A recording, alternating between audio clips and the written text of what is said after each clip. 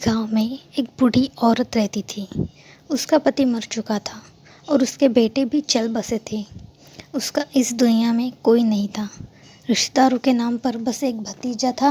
बूढ़ी औरत, उसके लिए उसका पति और बच्चे बहुत सारा पैसा छोड़ कर गए थे, जो अब उस भतीजे के नाम पर हो गई थी।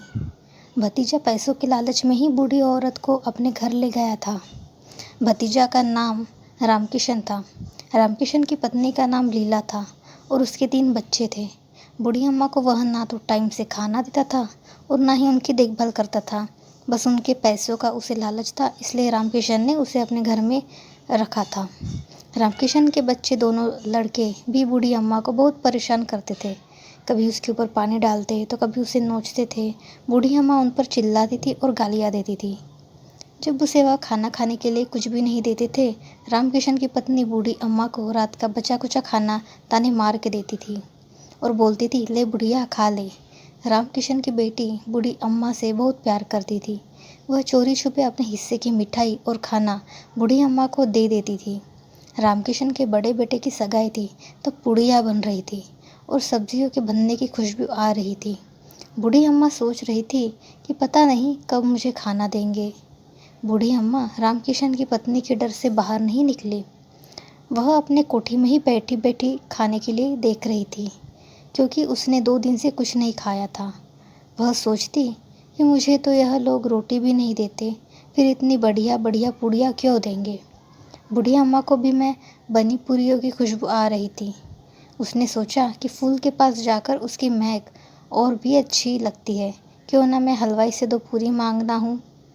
फिर वह पैरों के बल सरकती हलवाई के पास बोली और वहाँ जाकर ऐसे देखने लगी जैसे भूखा की तरह देखता है। बूढ़ी अम्मा हलवाई से कुछ कहने ही वाली थी कि उसने देखा रामकिशन की पत्नी कभी इधर जाती, कभी उधर जाती, कभी हलवाई के पास आती, कभी नहीं, और बोलती, खाना बना है या नहीं, सब खाने का इंतज़ार कर रहे हैं। इतने में ही उसने बूढ़ी काकी को वहाँ देखा और उसका हाथ पकड़कर अंदर ले गई। बोली, तुम्हारा पेट है या अच्छे से बैठा नहीं जाता?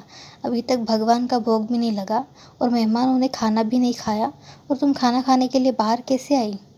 बूढ़ी अम्मा ना कुछ बोले ना रोई, चुपचाप खिसकती हुई अपनी कोठरी में चली गई। भोजन तैयार हो गया, सब मेहमान खाने लगे, कुछ अंदर कुछ बाहर। बूढ़ी अम्मा अपनी कोठरी में चली गई। बोली, मैं बाहर क्यों गई थी? मैंने बेकार में उसे गुस्सा दिला दिया।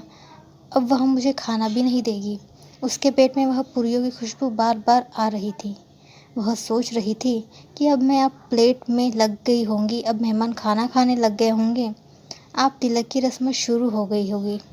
बूढ़ी अम्मा ने सोचा, अब बाहर जाकर देखती हूँ, अब तो सबका काम करके चले गए होंगे। उससे रहा नहीं गया और वो दोबारा सरकती हुई बाहर आ गई।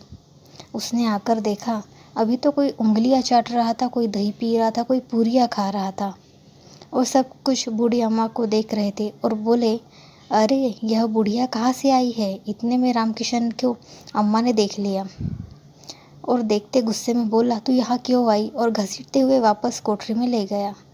रामकिशन की बेटी लाडली यह सब देख रही थी। उसे बड़ा दुख हुआ। उस वक्त वह चिल्लाई और बोले, अगर मेहमानों से पहले अम्मा खा लेंगे तो क्या बिगड़ जाएगा? यह मेहमान भी तो खाना खा रहे हैं। पर वह अपने माता पिता के डर से और कुछ न कर पाई। उसने अपने हिस्से की पुड़िया एक बर्तन में रख दी कि मैं बाद में अम्मा को दे दूँगी। बस मेहमान चले गए। रात में उसकी माँ और पिता भी सो गए। तब वह चुपके से उठी और अम्मा की तरफ जाने लगे।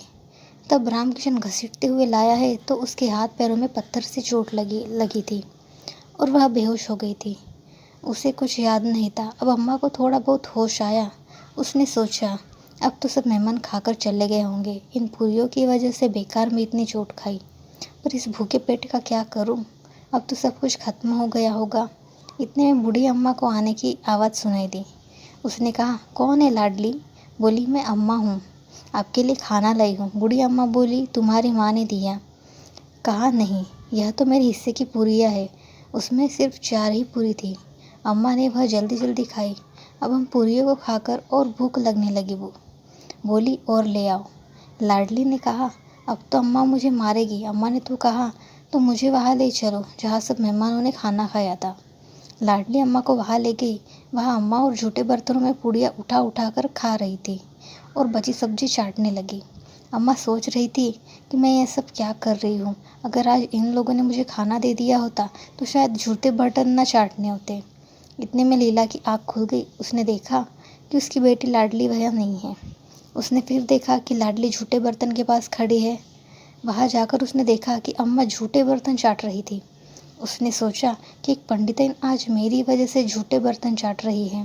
मैंने लाखों को खाना खिलाया पर उसी को नहीं खिलाया जिसके पैसों पर मैं ज़िंदा हूँ, जिसके पैसों से मैं ऐश कर रही हूँ।